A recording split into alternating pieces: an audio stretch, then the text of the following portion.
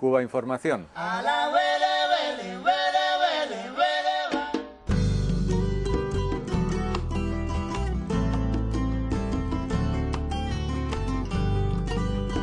Hoy nos visita en los estudios de Cuba Información Héctor Mondragón. Él es asesor de la Convergencia Campesina, Negra e Indígena de Colombia. Él es autor de numerosos libros como Ciclo, Crisis y Reactivación Económica en Colombia, Otra vez el socialismo y su última obra publicada, La Estrategia del Imperio.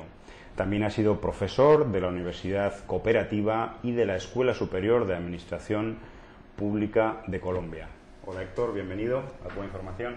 ¿Cómo estás? Bien. Muchas gracias por estar aquí. Bueno, te quería preguntar en primer lugar, un poco por coherencia con este medio de comunicación, por el tema de Cuba, antes de pasar a hablar de los temas que tú tratas en tus estudios y en tus publicaciones. Escribías en un artículo lo siguiente: Cuba es una muestra de cómo la dignidad de un pueblo convierte la debilidad de un país pequeño en fortaleza. ¿Qué significa para ti y para otras personas en América Latina el ejemplo de Cuba? Bueno, este significado de Cuba para nosotros, y pienso que para cualquier ser humano que se resiste a la globalización de las transnacionales, es de una gran importancia. Esta chispa que significa saber que el más pequeño puede resistir y puede vencer si mantiene su dignidad y si mantiene su espíritu de lucha. Y para nosotros los colombianos que sufrimos el asesinato de nuestros líderes, las masacres, esta dignidad y esta decisión de resistir es básica y fundamental para nuestra lucha. Uno de los temas, digamos, centrales en tus estudios, en tus publicaciones, es el papel de las empresas transnacionales, las empresas multinacionales en América Latina y en concreto en Colombia. ¿Cuál sería este papel y en concreto el papel que tienen las empresas multinacionales hoy de España en Colombia? Bueno, las transnacionales son las rectoras y beneficiarias de la globalización neoliberal, y en Colombia son las beneficiarias principales de la máquina de violencia que existe. Las transnacionales españolas o de origen español están presentes en Colombia, especialmente desde la década del 90, y han logrado copar especialmente el sector eléctrico del país en su ingreso. Mantienen la electricidad de la costa Caribe y del Valle del Cauca, la transnacional Unión Fenosa, y en el caso de la ciudad de Bogotá y la generación eléctrica, por ejemplo, de la represa de Betania, está la Endesa. Y además de esto hay una presencia fuerte también desde la década de los 90 del BBVA, que es hoy uno de los principales bancos del país, y también de las transnacionales petroleras como Repsol, que tiene explotación petrolera, y la CEPSA, que tiene exploración petrolera, de las transnacionales de la salud, como es el caso de Sanitas, y que en su conjunto pues hay una ofensiva que a mi modo de ver se hace mayor en la presencia en Colombia de la Telefónica de España, que ha entrado a beneficiarse de la privatización de lo que era un patrimonio de todos los colombianos de hace muchos años, como era la empresa de telecomunicaciones Telecom, que ahora ha sido absorbida por Telefónica, que también ha comprado una empresa de móviles que se llama la Celumóvil, y que de esta manera entra a tener una presencia muy grande en las telecomunicaciones de Colombia.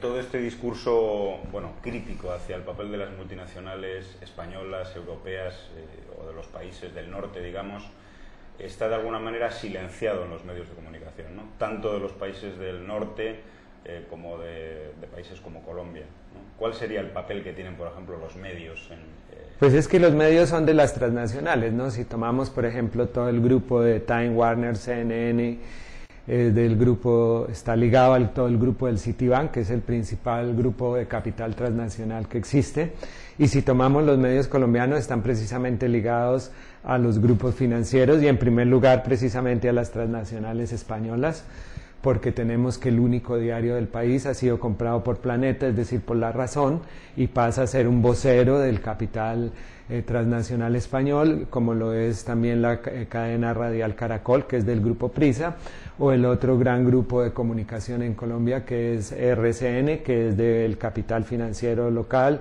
del señor Ardila Lule, que es el principal productor de agrocombustibles, de etanol, de azúcar, textilero, uno de los grandes capitales del país. Entonces, obviamente, no van a ser ellos quienes hagan eco de las críticas que se hacen a ellos mismos. Tú, bueno, afirmas que detrás de grandes proyectos continentales de Estados Unidos, ¿no? y de gobiernos aliados, como el caso de Colombia, grandes proyectos como el Plan Colombia, el conflicto colombiano es simplemente un pretexto. ¿Qué hay detrás de grandes proyectos como el Plan Colombia? Bueno, es que el Plan Colombia se presentó a la opinión pública como un proyecto para eliminar el narcotráfico. Y esto desde el principio alertamos que era mentira, que los métodos que usaba ese Plan Colombia, lejos de eliminar el narcotráfico, lo iban a sostener, y esto se ha probado históricamente. Hoy no podemos decir que el Plan Colombia ha disminuido la exportación de cocaína en Colombia en 1 gramo, y en cambio apoyó en la práctica la proliferación del paramilitarismo, que se convirtió en la principal red de narcotráfico. Y tenemos que, por ejemplo, el principal jefe paramilitar de Colombia, el señor Mancuso, resultó ligado a la Drangheta, que es la mafia calabresa que traía o trae la cocaína a Italia y a España, y que ha sido sindicada por la propia justicia italiana y española, y que en esta medida el Plan Colombia no solo no ha contribuido a eliminar el narcotráfico, sino que lo ha sostenido. Entonces, ¿qué buscaba el Plan Colombia? Lo alertamos desde un principio, porque lo decían ellos mismos. El senador Coverdell de Estados Unidos, el 10 de abril del 2000, en el Washington Post, escribió algo que ha sido el programa real del Plan Colombia, donde decía que había que intervenir en Colombia para controlar a Venezuela y Ecuador, que si se hacía la guerra en Irak, que era tan lejos, con mucha mayor razón en Colombia, Venezuela y Ecuador, que eran el patio trasero donde existía la mayor producción petrolera del continente, caso Venezuela. Y decía él, hay un gobierno contra Estados Unidos, decía desde esa época, y Ecuador, donde en cualquier momento los indios se pueden tomar el gobierno, entonces hay que controlar esos 2 países.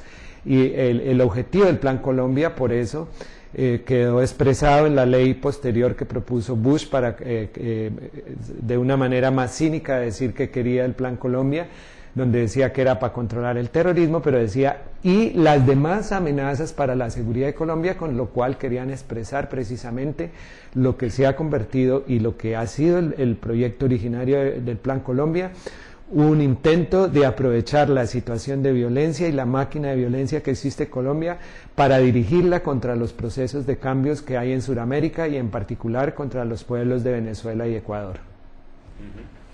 En algunos de tus artículos hablas de un concepto que es el paraneoliberalismo. ¿Qué significa esto? Significa que en Colombia la estrategia neoliberal, la política neoliberal y la doctrina neoliberal están íntimamente ligadas con la estrategia paramilitar.